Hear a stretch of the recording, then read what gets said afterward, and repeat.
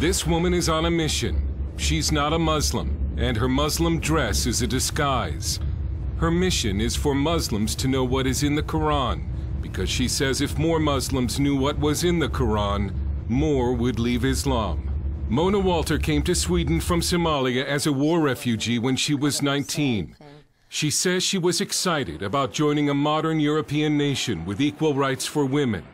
But as a young Muslim woman, that was not the Sweden she encountered. In fact, she says it was in Sweden where she first experienced radical Islam on a daily basis. I discovered Islam here in Sweden. In Somalia, you're just a Muslim. You're just born into Muslim country without knowing the Quran. But when you come to Sweden, then you go to mosque. And there's a Quran, so you have to cover yourself, you have to be a good Muslim. Walter says she grew up in Somalia never having read the Quran. So I didn't understand what I was part of. I didn't know who Muhammad was. I didn't know who Allah was. So when I found out, I was upset. I was sad and I was disappointed. She says she discovered that Allah is a God who hates, and that Islam is not a religion of peace. It's about hating and killing those who disagree with Islam. It's about conquering. Muhammad, he was immoral. He was a bloodthirsty man. He was a terrible man. And they can read that in his biography, what he did to Jews, how he raped women, how he killed people. I mean, he killed everyone who didn't agree with him. Discouraged, she left Islam and became an atheist, until one day a family relative encouraged her to read the Bible. She still remembers the first time she read Matthew chapter 5, verse 44, where Jesus said to love your enemies and pray for those who persecute you. It was very strange for me, love your enemy, because in Islam you have to kill your enemy. Kill your enemy and kill everyone who refuses Islam.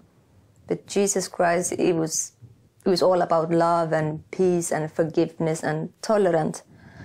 And for some reason I needed that. She went to see Pastor Faoud Rasho, a Syrian immigrant who ministers to former Muslims in Sweden. She started to believe, and she came to me. That was the beginning of her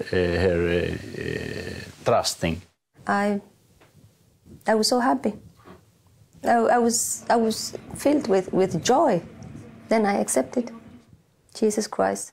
Mona says the Lord gave her a burden for Muslims who still do not know the truth about Islam, and she began to copy verses from the Quran and hand them out on the street to Muslim women. Sometimes they listen, sometimes they become very upset, and I just told that, you know, that your husband, he have a right to beat you if you don't obey him. And say, no, it does not say that. Yes, it says that. I thought that if I tell them about Muhammad and about the Quran and this God of Islam who hates, who kills, who discriminates women, maybe they will have a choice and leave. But in politically correct Sweden, Mona Walter has come under attack for simply telling Muslims what is in the Quran. And I've been called Islamophobe, and yeah, you've been bought, you're a house nigger and stuff like that, terrible things.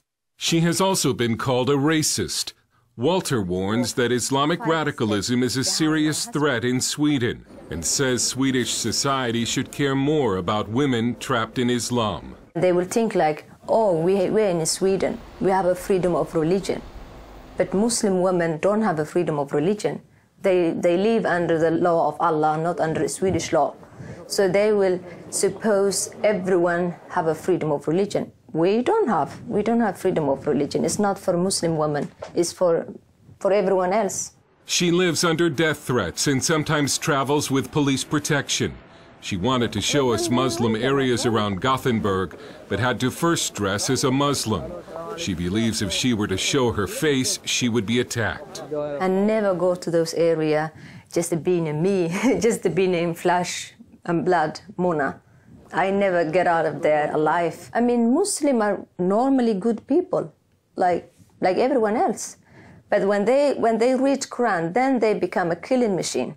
This so-called ISIS or Al-Shabaab or Boko Haram, they're not extremists, they're not fanatical, or they're just a good Muslim who follow the teachings of Islam.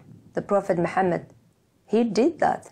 They're doing just what he did. Walter now uses videos and speaking appearances to spread her message, and she says she won't stop, even though her life is in danger. Dale Hurd, CBN News, in Gothenburg, Sweden.